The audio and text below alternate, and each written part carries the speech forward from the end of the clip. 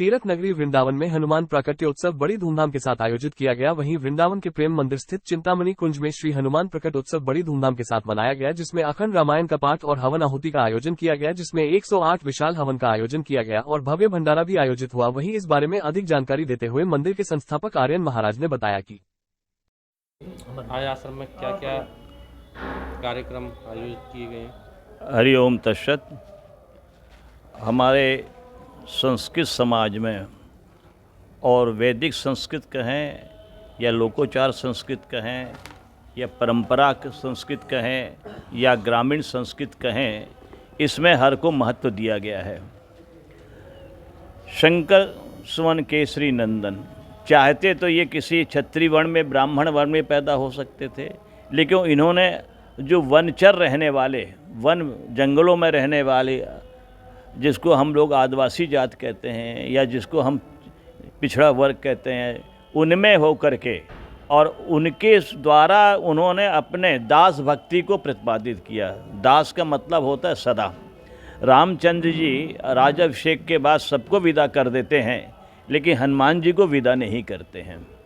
क्यों? और नवदा भक्ति में दास भक्ति भी आई है, तो दास भक्ति सबसे कठिन दास कर धर्मा। तो ये हनुमान जी उसके प्रतीक हैं। ये आज की विडंबना है, क्योंकि जो हमारे भारत स्वतंत्र होने के बाद जो परपाटी चलाई है लोगों ने और जो अभी चल रही है, ये जो है पश्चात में डिवाइड एंड रूल को लेके चला गया है, जिसमें अभी आपने तत्काल देखा होगा कि जाति गणना भी किया जाए। तो हनुमान जी के लिए ये कुछ नहीं है, राम ने सबको लेके चढ़ा। राम की एक विशेषता है कि अयोध्या से सिर्फ 3 प्राणी निकले थे, श्री सरकार भगवान राम, सेवक लक्ष्मण और भार्या सीता। इसके अलावा लंकापति के दुर्गम किले को जीतना और पता लगाना, सब करना इन्होंने सिर्फ जन सहयोग से ही किया, ना कि अयोध्या किसी वासी से। इतना बड़ा लंका को विजय प्राप्त करना।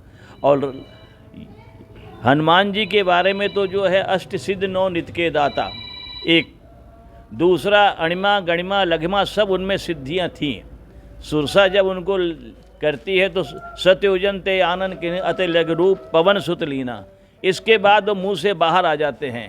तो ऐसे व्यक्ति में अभिमान ना हो, तो जिसके पास अभिमान रहेगा, जिसके पास गर्व रहेगा, वो दास भक्ति नहीं कर सकता। तो हनुमान जी ने जो है इसकी प्रतिपादित किए। जैसे कि हमारे पूर्व महामंडलेश्वर जी ने कहा कि जहाँ करने के बाद, देने के बाद किसी किस्म का घमंड ना हो, वही तो सबसे बड़ा ऋजु। और वैष्णव धर्म के भी बड़ा प्रतीक हैं ये। कि आजकल भ्रांतियाँ हैं जयंती और जन्मोत्सव में। बहुत से लोग कहते हैं हनुमान जयंती और बहुत से कहते हैं हनुमान जन्मोत्सव। जो भ्रांतियाँ हैं, क्या है जी कारण? देखिए, प्राकट उत्सव होता है, जो महापुरुष होते हैं, देववंश होते हैं या पूर्ण अंश होते हैं, पूर्ण अवतार होते हैं, प्रकट होता है। राम का जैसे भाई प्रकट कृपाला दीन दयाला कौशल हितकारी, ये हमने आपको बताया ना, कई चीज़ ऐसे यानी अभ्रंश चल रहा है, जो मन में जिसके मन आए मनमुखी बता देते हैं। अच्छा, पहले क्या होता था कि हमारे ग्रामीण में भी जितने बुजुर्ग रहते थे, धर्म शास्त्र न्याय विन्यास सब जानते थे। उनके सामने जब आप अपने ज्ञान को बताते थे, तब वो दूसरों से कहते थे कि हाँ, आप इनसे ज्ञान अर्जन करो, इनसे लो। अब क्या है कि जैसे तुलसीदास जी ने के गाल बजावा सो पंडित ज्ञानी, तो अब तो जो है कहीं कुछ नहीं है, पढ़े हैं कि नहीं पढ़े हैं, लेकिन अपने आप के आचार शुरू कर देते हैं, मन के हिसाब से बताते हैं। जैसे आज के योगा सबको कहते हैं, 84 आसन होती है। 84 आसन में जो योग वशिष्ठ का है, पतंजलि योग है, इसमें से कितने लोग जानते हैं?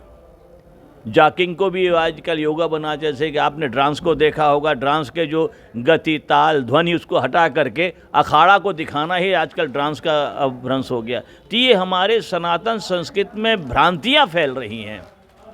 और आज के दिन चिंतामणि कुंज में हनुमान जी का हमने प्रागट्योत्सव बनाया है। प्रकट हुए थे, जयंती नहीं बना, हम प्रागट्योत्सव लिखा, हमारे यहाँ बोर्ड में देखिए हमने प्रागट्योत्सव लिखा है।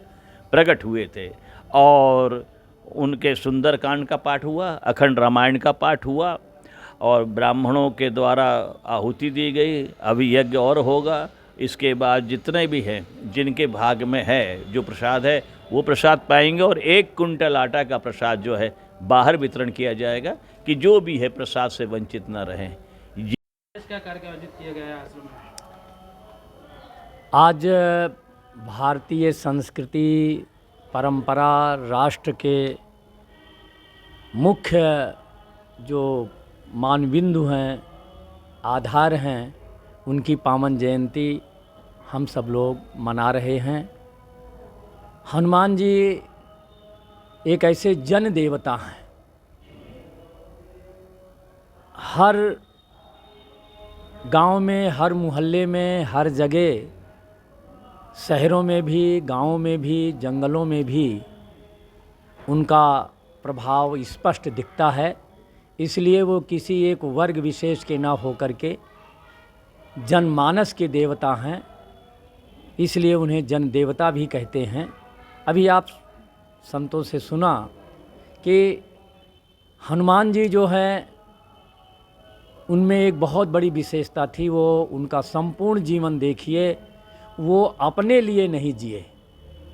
मान, सम्मान, सुविधा जो कुछ भी उनको चाहिए वो केवल अपने लिए नहीं बल्कि अपने आराध्य के लिए, भगवान के लिए, समाज के लिए, संस्कृति के लिए। और जो व्यक्ति समाज के लिए जीता है, अपने नहीं लिए जीता, वही व्यक्तित्व राष्ट्रनायक बनता है, लोकनायक बनता है। तो भगवान श्री राम के अनन्य भक्त, जो भगवान श्री राम के कार्य के लिए राम काज कीन्हे बिनु मोहि कहाँ विश्राम, माने जिसके जीवन में विश्राम नाम की चीज़ नहीं है, अथक निरंतर लगातार अपने लक्ष्य की तरफ बढ़ना, राष्ट्र की तरफ सेवा करना, यही व्यक्तित्व है। और ये व्यक्तित्व अपने जीवन में उतारने की कोशिश करना चाहिए।